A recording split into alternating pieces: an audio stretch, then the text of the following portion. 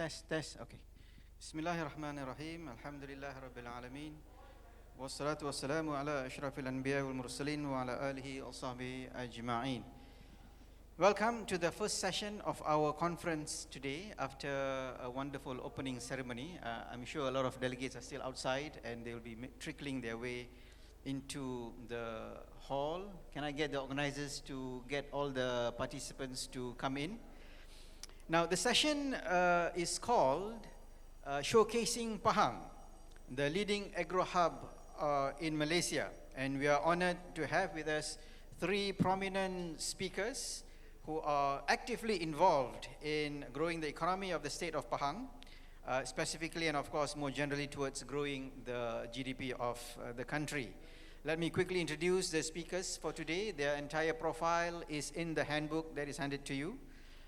First speaker or first panelist is Datuk Shahrul Nizam bin Abdul Aziz, is the Group CEO of Tanah Makmur Berhad.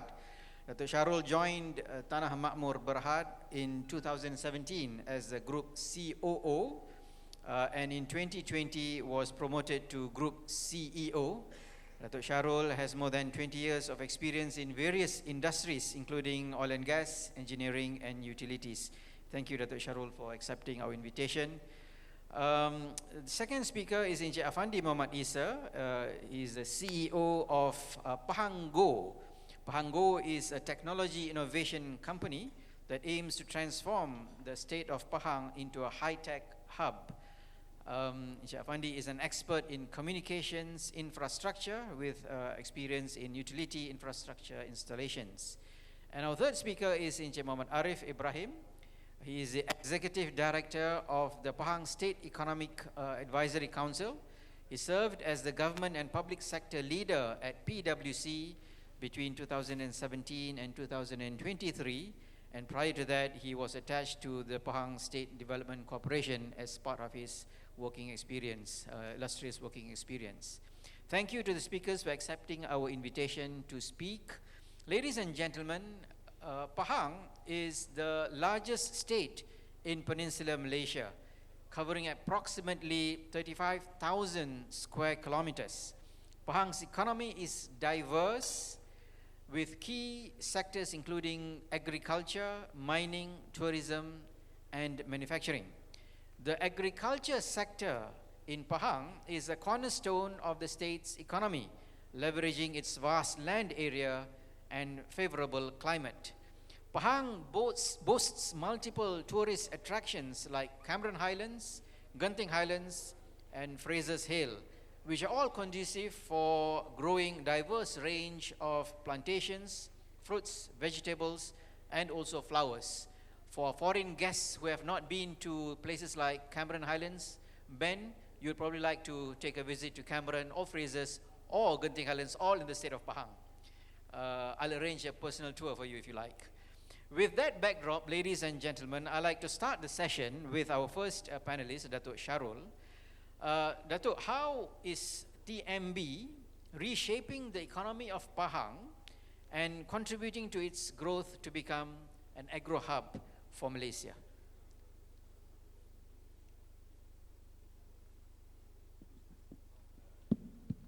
Bismillahirrahmanirrahim. Assalamualaikum warahmatullahi ta'ala wabarakatuh.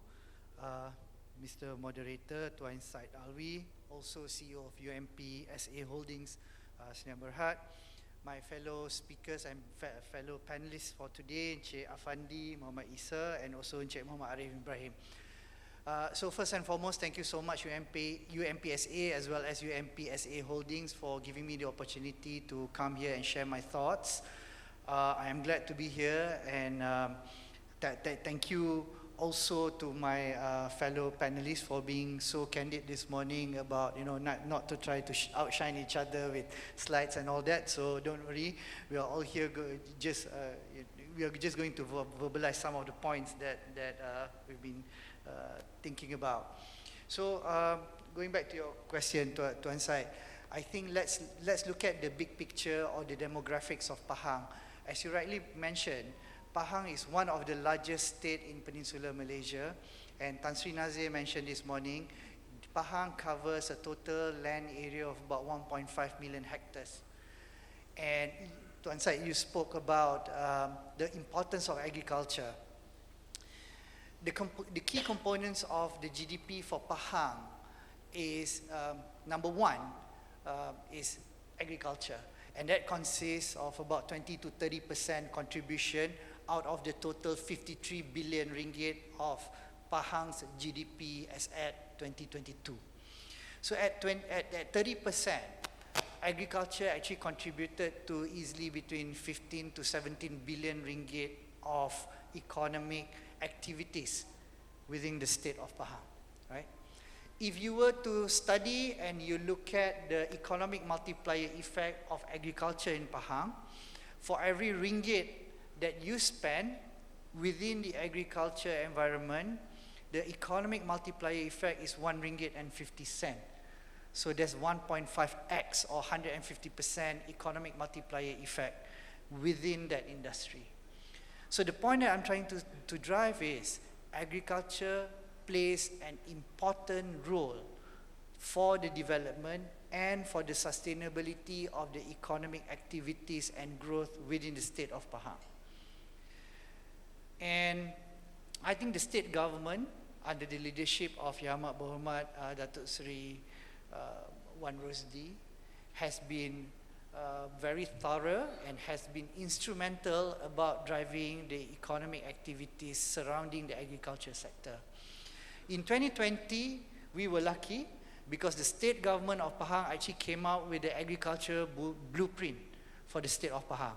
And that blueprint was supposed to address the issues and the challenges and the focus of the agriculture sector from 2020 to 2030. So within this period of 10 years, a lot of developments have been happening within the sector itself. We have also faced a severe climate change. If you looked at the rainfall pattern, if you looked at the temperature that we have been experiencing across Malaysia, not only in Pahang, we've noticed that the crop patterns have changed because of the climate. And number two, some of the produce in terms of quality, in terms of the production figures, as well as in terms of the overall sustenance of that particular crop actually decreased or were impacted because of this severe climate change. So I am glad that part of the 2020-2030 Pahang Agriculture Blueprint, economic climate or climate change is being addressed, right? Number two, another emerging trends that has consistently becoming a license to operate for everybody in the world is sustainability and ESG compliance.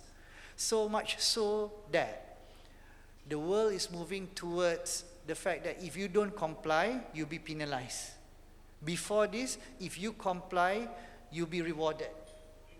So as an industry player, I think all of us collectively should look into our day-to-day SOPs and practices to make sure that we continue to do no harm to the environment as well as to the surroundings and communities that we are operating in.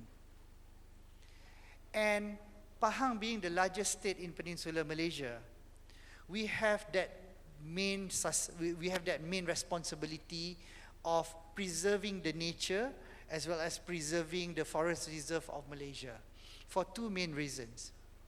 Number one, Pahang is the largest kawasan tadahan air or the water conservation area in Malaysia. Pahang also sells water to two main states in Malaysia, namely Selangor as well as Negeri Sembilan. And point number two is that we have the collective responsibility of protecting the flora and fauna that are being depleted or going through extinction as we speak today. So I'm glad that Kebawah Duli Paduka Mulia Tengku Mahkota Pahang, Tengku Hasanal, is the royal patron of our tiger conservatory in Malaysia. So Tuanku is very passionate about preservation of tigers, as well as Tuanku personally champion the ESG and SDGs practices in Pahang. So as a responsible corporate citizen of Pahang, Tanah Makmur has been around for over, I think, close to 50 years, older than me. And over this period of 50 years, our components of businesses have evolved. Obviously, we started off as an oil palm player in Pahang. We then evolved into property development. And along the way, we were presented with an opportunity to venture into renewable energy. And at some point during these 50 years, we also stumbled upon opportunities in mining, right? But mining is no longer part of the company's portfolio today. So today, Tanah Makmur only focuses on agriculture as well as property development. We used to own about 40,000 acres of oil palm plantations across Pahang. We have now since moved into the production of durian as well as pineapple. So now we focus more on food security, as well as we also pride ourselves as a purveyor of multi-generational home in Kuantan under our very own township called Kota Sultan Ahmad Shah or Kota SAS. That is a new township of Pahang, of Kuantan, and it's been named as Bandar Baru Kuantan. So while we are conducting our businesses, sorry Tuan? Yeah, oh okay. So as we are conducting our businesses, I think we support fully the Pahang Agriculture Blueprint. We looked at and we try to champion sustainability and ESG practices in Pahang, so much so that we are the only company that won the Anugerah Kecemerlangan Industri or Industrial Excellence Award under MITI in 2023 for the ESG category, as well as we won the Star ESG Excellence Award for 2023. And what we have done, when we won this award, we also signed an MOU with UMPSA trying to support UMPSA's journey towards ESG and ESG practices, as well as trying to inculcate ESG as part of the courses that are being offered to students today. We are also a purveyor of smart technology. We're trying to improve our productivity by inculcating a lot of IoTs within the operations, within the realms of our operations in pineapple and durian. We try to optimize the usage of natural resources by utilizing, again, IoT for our irrigation system. We also as part of our long-term strategy, we also looked at diversification of crops, right? In terms of trying to yield more crops on a per acre basis so that we are more economical in terms of our land use. We also contributed in terms of capacity building. Me, myself, I'm involved in Madris Belia Pahang, trying to help and trying to spur the interest of the youth of Pahang to come in and participate in the agriculture sector. We also try to work with Invest Pahang and PSK to try to spur the public-private partnership to bring more investments into Pahang, especially in the durian sector. We actually work with some companies from China to try to bring in the technology for fruit processing as well as food freezing. We also work with ECRL in terms of trying to spur the development of infrastructure. So we talk to ECER to try to optimize the 70 billion ringgit of government's investment in ECRL, and we actually gave feedback so that some of these ECRL stations across Pahang can be tailor-made towards cargo, as a cargo transit point, so that some of these crops from Pahang can easily be transported from various parts of Pahang and so on to Kuantan Port. So I think these are some of the activities, some of our ways of trying to help Pahang to become the regional hub for agriculture. Last, before I wrapped up, Tuan Syed, I think we all need to realize one key competitive advantage of Pahang, right? We have natural resources, we have enough water, we have land that we need to manage responsibly. In terms of geographical location, we have Kuantan Port, which can shorten the sailing time from Malaysia to various ports of China by about 3 to 5 days. So in a nutshell, I think a lot of the crops and the produce of Pahang should be kept within Pahang so that the economic multiplier effect can be contained within the state of Pahang and exported through Kuantan Port. Thank you. Thank you, Dato'. A round of applause, Dato' Sharul. Fantastic summary within 10 minutes of the advantages of Pahang and how TMB, Tanah Makmur Berhad, is contributing towards the state of Pahang.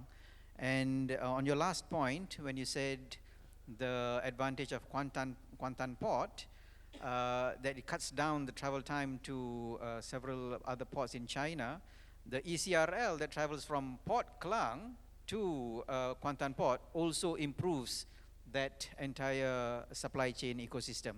So thank you, Dato' Sharul. But at the same time, just a point for you to consider in our next round, the agriculture industry that you are involved in, and we all heard that you have moved away from palm oil, the commodity part of agriculture, to the agro-food part of agriculture. This part of the agriculture industry has always been beset by issues related to deforestation and sustainable farming practices to preserve soil conditions and many other issues, health of the farmers and so on and so forth. Climate change, as you also mentioned. So agriculture at the best of times involves big risks and meager rewards. Cost of production has now increased, margins are squeezed, because governments all over the world, not only in Malaysia, will want to protect the living costs of the retailers or even customers.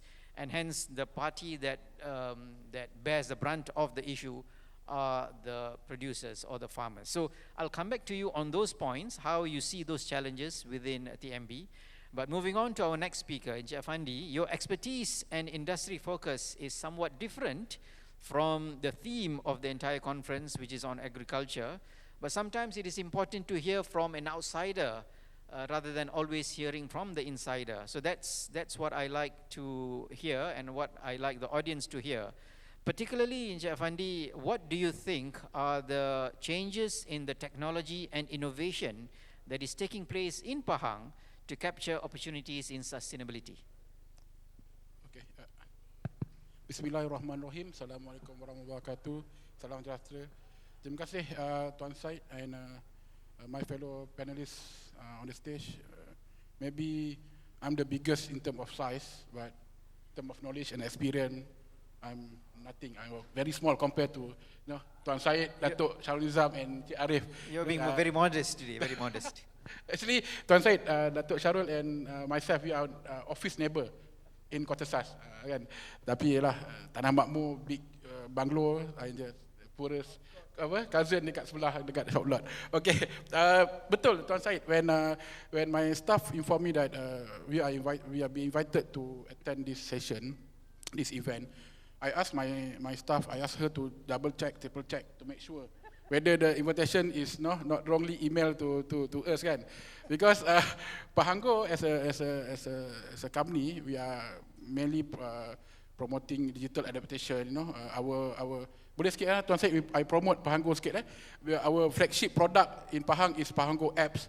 So if you guys in Pahang or come to Pahang, must download the apps for parking, for pay the compound and things like that. So our main focus is that. But when I tengok balik the 5 years Pahang State Digital Plan launched in 2021 by Yang Amat Mulia Tuanku Pemangku Raja Pahang at that time, now Tunku Mahkota. When I tengok balik the plan Digital Pahang, Pahang Digital Plan, there is some agri and aquaculture digital adaptation of digital that Pahango need to initiate or we need to promote in Pahang.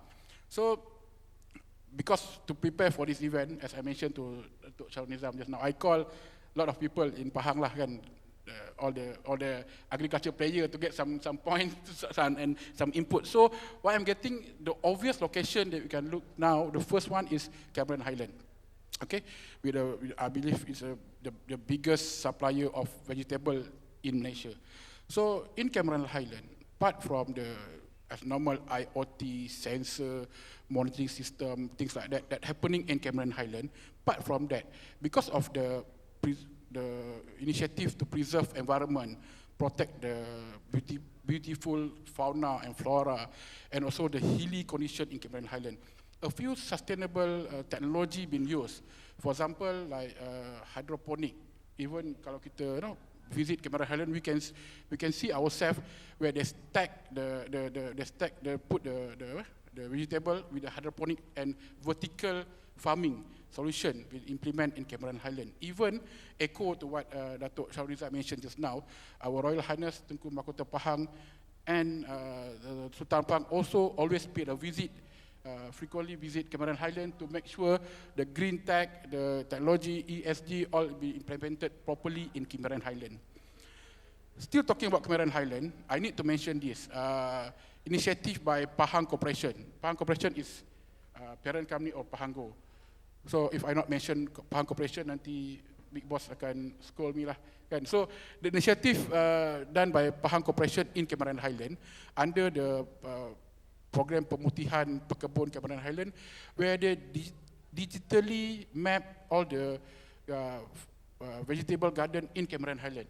They properly map it just to make sure all the border properly marked and to eliminate the so-called penceroboh or the illegal farmers. So that's being done, and surprisingly, what I've been told by my colleague in Pahang Corp, the feedback, the response that they receive from the farmers in Cameron Highland, talking about the uncle, pakcik, they are lining up. I experienced myself when I in Cameron Highland with Pahang Corp group in the hotel, in the lobby, they are lining up. They said, come and measure my kebun first. They want Pahang Corp to measure and digitally map their farm first, because they know the benefit that we're getting from the digital mapping of their farm with the optimizing all the resources, fertilizer, pest control, pest management, waste management, everything can be very properly done with a digitally map. So digital map. So what Pahang Corp did with instruction from State of Pahang, after we map the farm, we give the owner, the operator, to access, and they can do all kind of analysis and operation using the map, the digital map. So that's in Cameron Highland. We go further down in Raup. Okay, Raup is very famous with durian kan, Musang King, and now Blackthorn kan. Mungkin saya tak ampun nak beli, but Datuk Syarul boleh belanja lah nanti. Okay, so in Raup, okay, again because of value of the durians kan very high currently. So again, they're using all kind of IoT system, monitoring, CCTV. Just imagine the punya all the big besar punya kebun, they install CCTV all over the place. So to support this, instead of using normal TMB grid power, they're using solar energy. They're using solar energy. They're using recycling rainwater for water preservation, and all kind of sustainability technology that we are using in Raup. From Raup, we go up further to Rompin. This information I got from Datuk Syuhaimi, CEO of Perhimpunan Kemajuan Pertanian Pahang, PKPP. Datuk Syuhaimi told me next week, 21st September 2024, in Putrajaya, insyaAllah, PKPP through their subsidiaries will sign MOU with Kementerian Pertanian Malaysia to develop smart sawah padi in Rompin. Nowadays we have sawah padi pun dah smart, It's similar to what they did in, if not mistaken, in Sikinchan.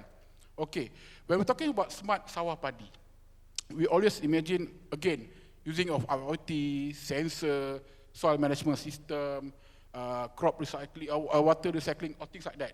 Beside all that, what be happening in this smart sawah, the sawah itself, the paddy field, is part of flood mitigation system. Whereabout during monsoon season, when the water level of the river or canal nearby reach certain level, overflow, the water will channel to fill this paddy field. So instead of sekarang ni akan flood the residential area, but using this smart sawah padi, smart paddy field, the paddy field will be flooded with water and save residential area. So for me, this is very smart in terms of innovation and to mitigate flood in Pahang that always end of the year that's become the major problem in Pahang. Okay. If possible, Tuan Syed, instead I want to take some time to share a challenge that we're having right now. I mean, we is the person or the party that is possible to promote adaptation of digital inside agri and aquaculture. I believe there's two main challenges. The first one is R&D. Currently, if I'm not mistaken, I hope I make a mistake here, but currently we 100% rely on government agency and university to do R&D. There's no private sector or very, very minimal number of private sector that's involved in R&D in agriculture. And number two, that must related to R&D is data. We all know AI, machine learning, or things like that depend on data. With less or not properly managed data collection system in place, we are inefficient data for R&D purposes and things like that.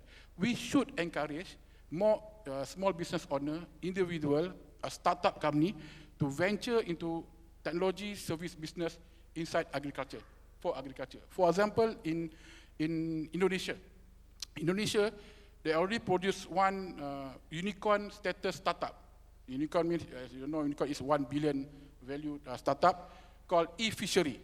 Just 11 years old in operation, they are valued at 1.4 billion USD today.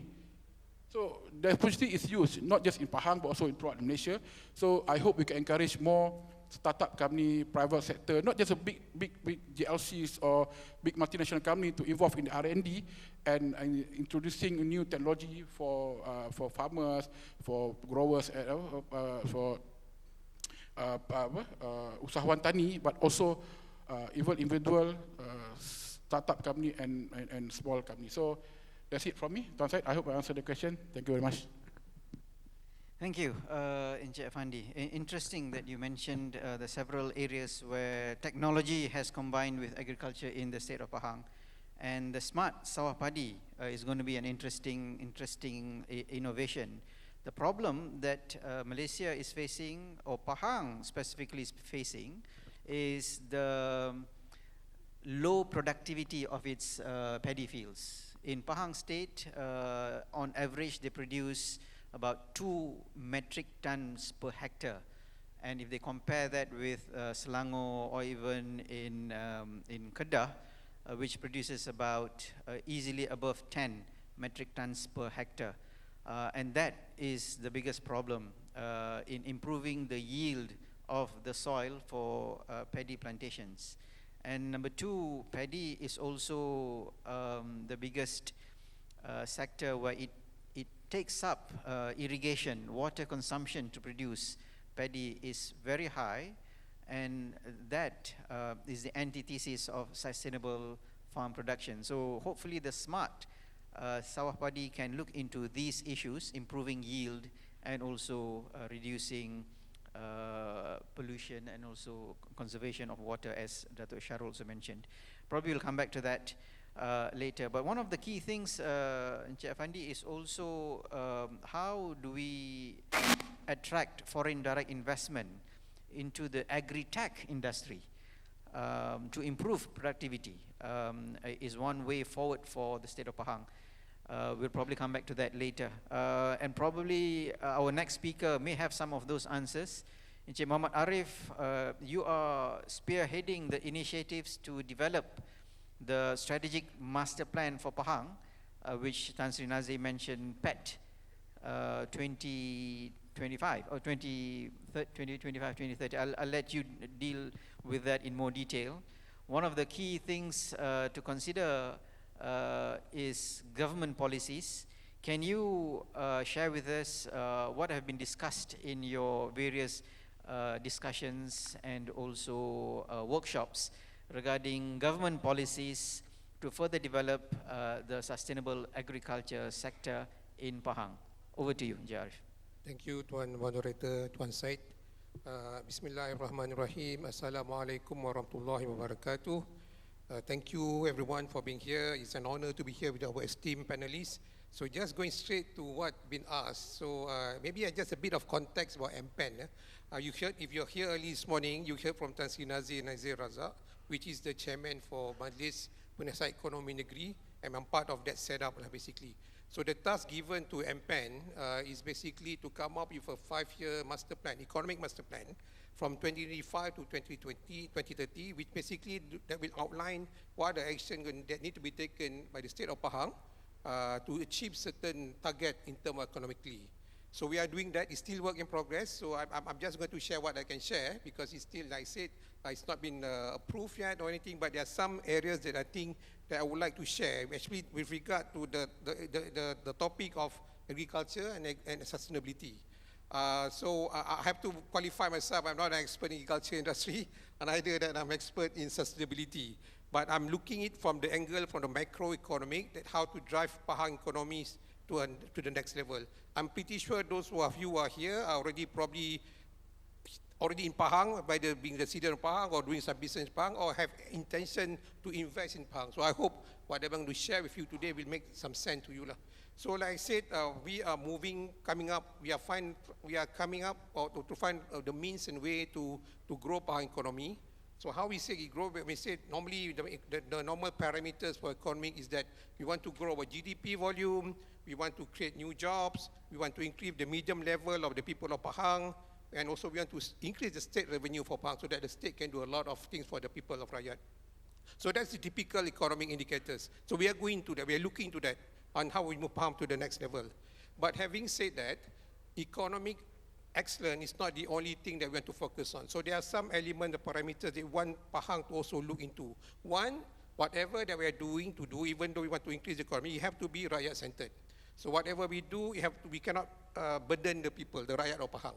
So that's very important. So we also want to look at the economic growth that are more inclusive, covering the entire 11 districts of Pahang. Because sekarang it's not balanced. I mean, Pantan is a bit advanced, and the district at the west coast like Bentong, west of Pahang, Bentong, Raub, maybe Cameron Highland are a bit more advanced compared to the mid Pahang like Bera, Maran, so Jerantua. This also we want to see a balanced economic growth throughout the state of Pahang.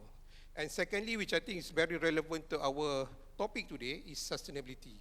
We may not be the biggest economy in Malaysia, but we want to be the greenest economy in Malaysia. So to do so that we want to, sustainability is very important component in part of our economic master plan. So we want to, like what Tan Sri Nazir mentioned today, everything need to be there. So we are not going to sacrifice our abundant natural resources to achieve economic goals. So that's not going to be the case. We're going to make sure that we're going to look after our resources, our environment very carefully, so that even though when we grow the economy, our environment are also taken care of. So that's very important, Rakyat-centric and environmental leadership. So that's a key element that we take into consideration when we develop our economic master plan. So now, talking about, then we also, the MPAN also look at what are the areas that Pahang should focus on. So the reality is that we have limited resources. Yeah, we don't have, Pahang is not exactly the richest state in Malaysia. So we have to focus ourselves. So we have identified 7 core focus areas we want to focus on, which I'm not going to list down now. But what I can tell you is that agro-food or agriculture is one of the key sectors that Pahang want to focus on, to continue to focus on. The other sector that Pahang will also want to focus on is renewable energy. So these two are interrelated and also relevant to our topic today. So in terms of agriculture, I think Datuk Sharul Nizam mentioned is a significant contributor to Pahang economy. Also to the overall agriculture GDP for the whole state. The numbers have been shared by Datuk Sharul Nizam just now. But we also want to know sometimes that we can say that sustainability agriculture is important, blah, blah, blah. But then a lot of people might think that sustainable agriculture will cost them. Because we have all this while, we have been focusing on getting immediate yields, right? Everybody wants to make quick money as far as possible. In that process, sometimes we sacrifice the health of our land, the health of our environment, for whatever reason. So we want to see that, we want to share that, as far as MPAN is concerned, doing sustainable agriculture not only can generate income, but also can contribute directly to economic growth of Pahang, or for Malaysia even. So how does sustainable agriculture can can actually contribute to the economic growth, because it probably to cost a lot of people a lot of money, right, for you to go into, to change or to shift to sustainable agriculture. But the way we look at it is that we think that sustainable agriculture, first of all, it can actually increase productivity. If you are really focused on the long term, you can enhance your crop yield over the time by focusing on the health of the soil, the ecosystem, sustainable, and so on. And this will increase increased productivity can lead to higher income for the people. And secondly, we think the agriculture, the economic benefit of sustainable agriculture is that it can also reduce costs, which is okay. I have to say that initially you need to pump in a lot of investment to shift from to investment, but of the long term, it will reduce costs, because if you do the normal, the conventional farming or agriculture, you need to use heavy use of synthetic fertilizer, for example, and pesticide and so on, which can be quite expensive. So if we can use sustainable farming practice such as a crop rotation, intercropping and such, so in the long term, it can also reduce the cost. It can also reduce the cost associated with the land degradation. You don't have to worry about the land degradation. You don't need to look after the land as already maintained as good as ever. And also the loss of biodiversity, the cost of the loss of biodiversity also is being reduced. And the third one, the benefit, economic benefit at least for the sustainable agriculture, is can actually promote rural development, which is very, very key indicator for Pahang, because we still have a majority of Pahang land is still considered as rural area. So we want to develop this rural development, because with sustainable agriculture, we are hoping that it can also create jobs, and it can stimulate economic activity at the rural area. And last, there's also indirect economic benefit of sustainable agriculture, like we reduce greenhouse gas emission, we promote biodiversity and so on. And with that, it can also, if we are promoting healthier diet, less chemical in our food and so on in diet, so it can also reduce healthcare costs. So this is another indirect benefit of sustainability in agriculture. But then I think all of us can agree there are a lot of benefit for sustainable agriculture. But it's not easy to implement, right? So everybody have to play their own role, from the planters, from the farmers, everybody that provide service and supply across the entire supply chain, the customer, the end user, and obviously the government have certain role to play to promote sustainable agriculture. So this back to the question by our moderator that what are the policy that the government want to put in place. So first of all, I think in Mempan we are also promoting that, we are just advisory, we are not the one who make the policy, but in our plan we want to mention along the line that it's the government role to provide financial incentive and subsidies, especially for the first timer. Those want to shift to sustainable agriculture, they need help, financial. Yeah, so that incentive, financial incentive, should help to reduce the financial burden for those players that want to move to sustainable agriculture. Secondly, I think is the key role of the government to regulate the standard and the regulation within the agriculture practice related to sustainability. So there might be some standard, right? So this may not be the Pahang government own role. You have to be aligned with federal state. I think if I'm not mistaken, the federal government now is drafting the Rang Undang-Undang for climate change or perubahan cuaca. So that will be important thing. And then another thing is that they are coming up with the national framework for carbon credit, carbon framework. So because now with Pahang, we feel that we have a lot of carbon credit that we can monetize. But there's no framework yet. Kita tak tahu macam mana how we want to transact, how we can transact our carbon credit. So hopefully with this framework in the carbon credit that's going to be introduced by end of this year, we can monetize some of our carbon credit. Because Pahang is a green lung of Malaysia. We have 54 of our land is forest area. Out of that, 44% of Pahang land is actually forest reserve, which means you cannot do anything. So we are providing oxygen to the Malaysia, but we are not getting paid anything. So we cannot do economic activity in those forest reserves, so which is not fair, right? So Pahang should be able to monetize or to get something out of that by transacting our carbon credit. So that's coming moving forward as well in our plan. And then I think the other thing that the government role is that to invest. The government have to invest or spend money on research and development. So I think in Pahang we are lucky we have UMPSA. I think as proven we can see there's a lot of finding or innovation done by UMPSA that can be commercialized, that can help this industry to move forward. And then the other government policy they want to put in place is that the government role is to promote education and awareness. We talk about the benefit of agriculture or sustainability in general, but I have to say that in general, the entire population is still looking at, it's not my problem. So we need to continuously continue with the education and awareness to the general population so that everybody on the same page, so that we can move to that level accordingly. So I think that's pretty much what I have for now, Tuan Syed. So back to you. Thank you. Thank you, Encik Arif, for a wide-ranging explanation on what's going on the Pahang Economic Transformation Plan. As they say, success is 1% inspiration and 99% perspiration. So we can have the greatest plans, master plans done up, but the action plan and execution is what really matters at the end of the day. And we talk about carbon credit. I just like to share, I read in the Financial Times recently that Denmark has started the world's first carbon mitigation plan for ruminant industry, cattle farmers. They are charging 100 euros for every cow that the farmers have in their farmland, because these cattle produce methane gas and contribute to gas emissions that pollute the environment. This is the plan. Whether the farmers agree to this is an entirely different idea. So we'll see how that goes and how the rest of the world adopts this. Now we are at 11:30. I would like to request the permission of the moderator for the next session for another 10 minutes to start the next session 10 minutes later. And the moderator for the next session is myself. So I approve the next session to start 10 minutes later.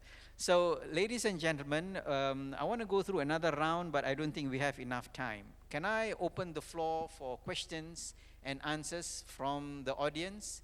If there are any burning questions that you like to ask our speakers, it is not easy to get me to moderate. No, it's not easy to get the speakers to come here on the stage, all the way from Pahang to KL. Any questions? Oh, you're standing for a question. Okay, right. Please go to the mic, introduce yourself, and keep it short. Question only, Yes. no keynote speech. Yes, okay. Okay, Assalamualaikum. I'm Muhammad Arif Hussain, PhD student, University in Malaysia, Pahang, Faculty of Civil Engineering Technology. Actually, every one of us, we know the importance of solar energy. So we can actually get the energy by implementation of solar panel. So the problem is actually solar panel has also some problem.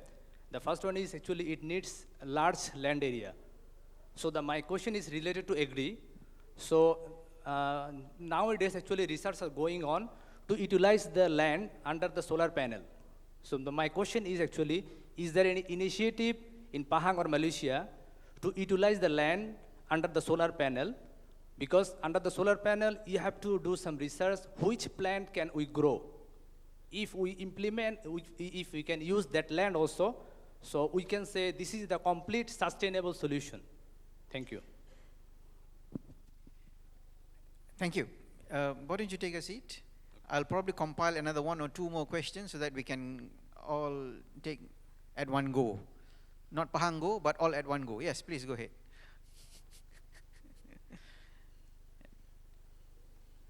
Again, introduce yourself, please. Assalamualaikum everyone. My name is Sama Zafar. I'm a material science student in University Malaysia, Pahang, Sultan Abdullah. As a material science student, this question pops in mind that what are the most effective smart technologies available for plantation these days in Malaysia to reduce the carbon footprint? Because as a sustainable chemistry related student, researcher, I want to know these smart technologies that are available for effective plantation and what are the measures that are taken to implement on a larger scale. Okay, thank you. Maybe one more question. Yes, go ahead. One final question and then we will pose all the questions to Datuk Sharul. Assalamu alaikum. Myself, Muhammad Shwan Parvez from UMP, SA. So I would like to ask one question. Actually, you were talking about implementing hydroponics and vertical gardening for plantation. So in that case, what will be the solution for the energy that required for the pumping of water and some liquid nutrients also? So what will be the sustainable solution for these issues, like renewable energy implementation, or what's the plan to implement in the full phase of vertical gardening or plantation? Thank you, that's my question. Okay, thank you. So just to recap the questions, number one is on solar and how can we maximize the use of land, improve the land productivity by planting plantations on a mixed basis underneath the solar panels. Number two, what are the technologies to reduce carbon footprint and improve productivity of plantations, right? Technologies for carbon footprint. And number three is on vertical farming. What are the solutions to improve vertical farming and also improve productivity, I suppose? Any takers?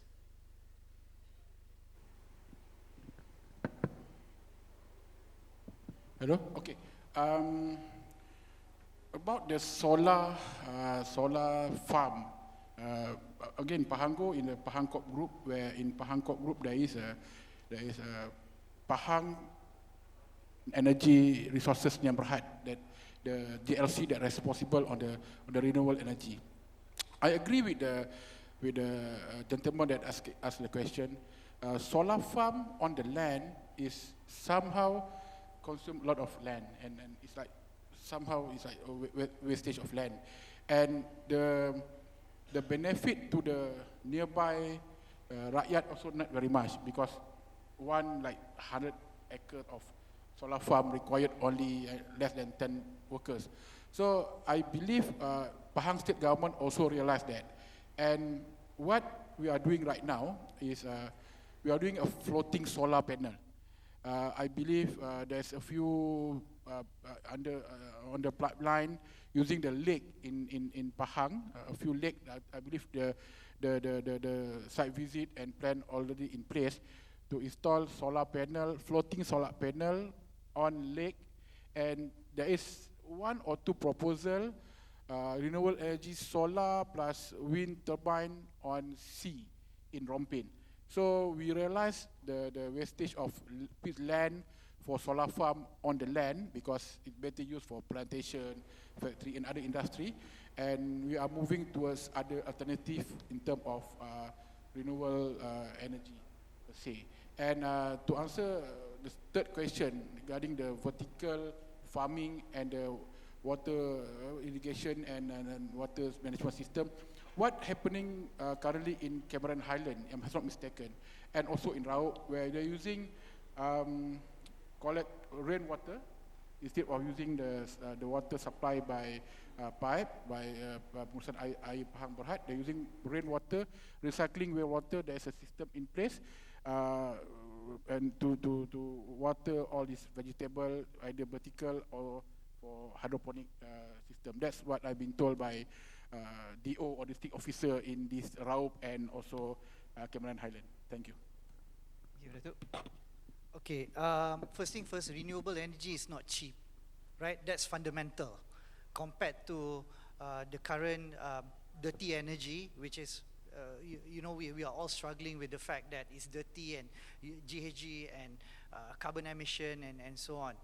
But it's efficient because the technology has been there for at least 200 to 300 years. I think to answer directly your question, I don't think there's any plant that can be planted under any solar panel, because naturally plants need water, sunlight and soil to live. So in the absence of either one of them, the plant can't live, or very, very difficult, or at least the plant can't live to give us meaningful crops. So at the moment there's no technology or there's no research that are being conducted to study what can be planted under solar panel, but I do agree with my fellow panelists, Encik Afandi, that he talks about floating solar. Okay. I think while we are contemplating solar, we also should not forget about wave as well as wind. But again, you need to be strategic in terms of the location, because at the end of the day, we can produce any renewable energy, but it's only meaningful if this energy can be injected back into the grid. And at the moment, it is only economical if, let's say, the injection point is only within 10-kilometer radius from the source of renewable energy. So there are a lot of proposals in Pahang, because people think that Pahang has ample of land that can be used, and trees can be chopped off, and land can be transformed into solar farm. But no, because they are so far away from the injection point, right?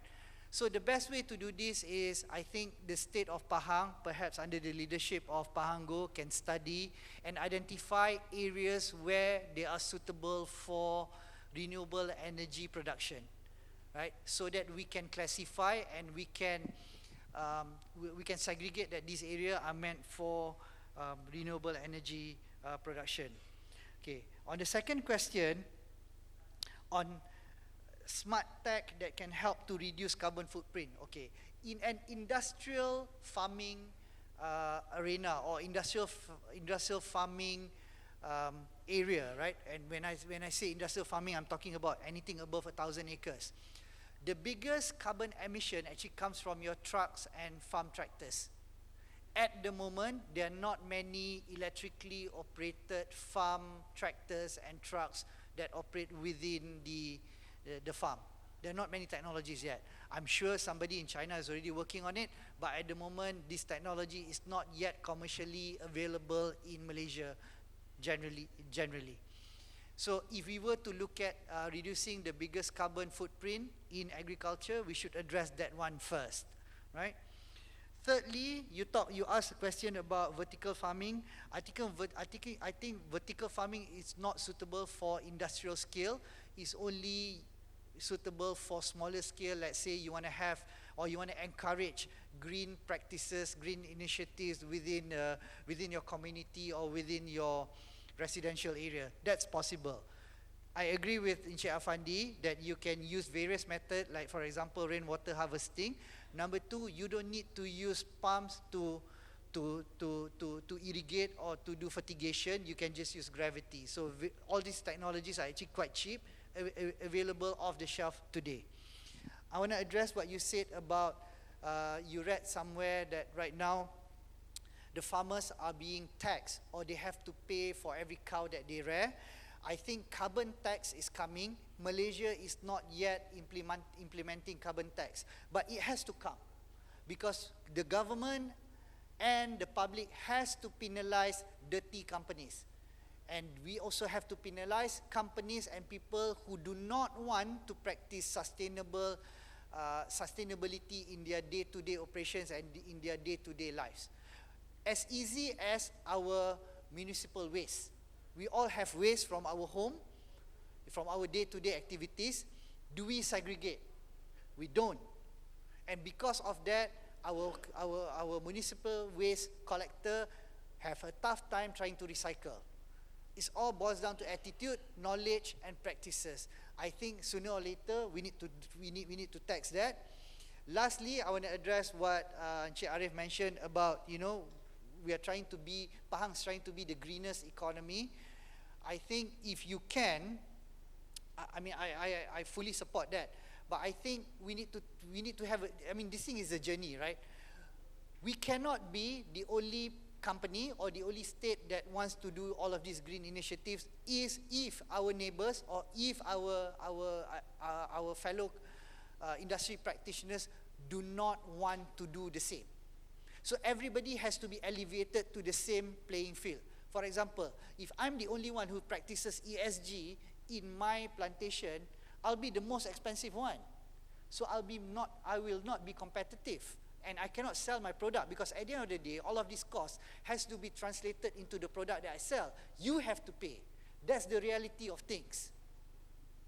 So our job today as industry practitioner, we need to encourage the industry and everybody, including the regulators and government, to encourage everybody to practice and start implementing ESG and sustainability as part of their day-to-day operation. All right. So representative from Malakoff is here. She knows renewable energy is not cheap, but we have to make a journey. So everything is a journey. Thank you. Okay, thank you. And I will give Arif the opportunity for final word because all the other speakers have spoken.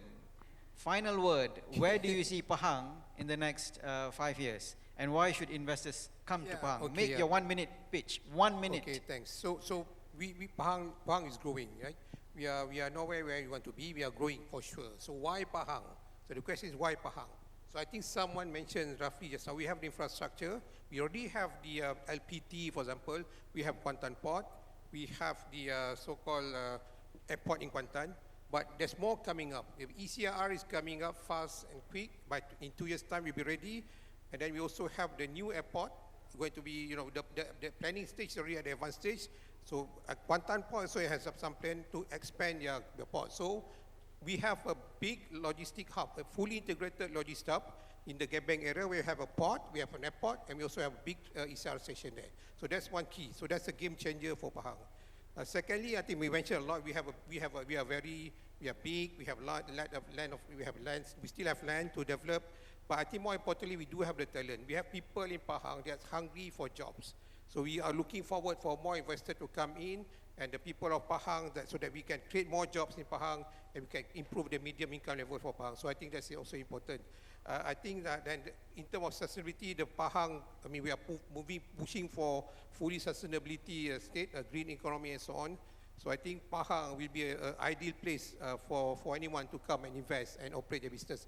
And more importantly, I think we are also in the process of looking how we can ease of doing business in Pahang. I think there's a lot of issue there.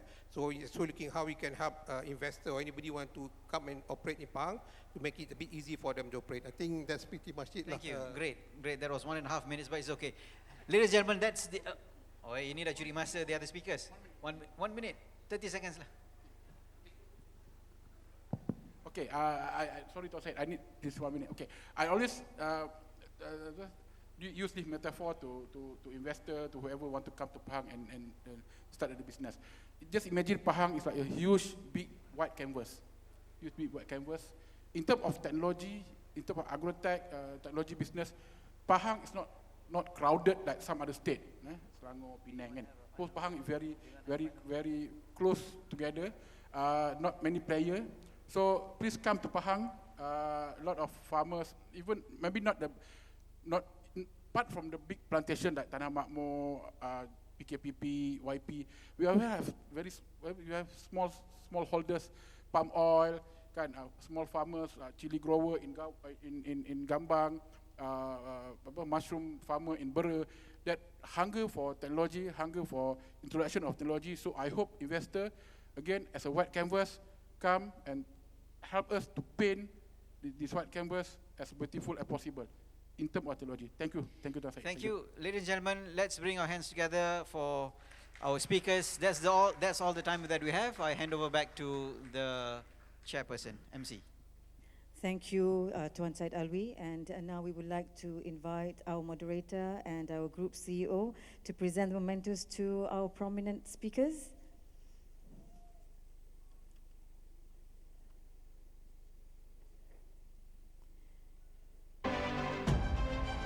Yang Hormat Datuk Syahrul Nizam Abdul Aziz, Group Chief Executive Tanah Makmur Berhad.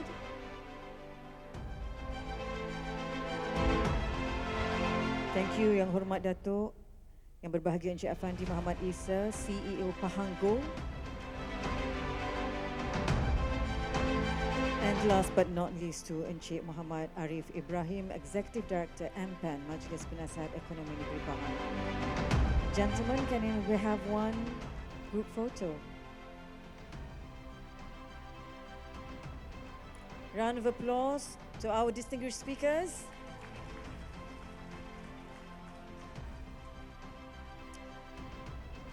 And now let's proceed to session 1 with the title Emerging Trends in Sustainable Plantations.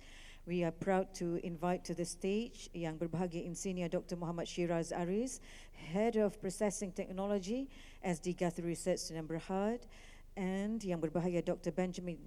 Honorable Dr. Benjamin Mead, Chief Executive Officer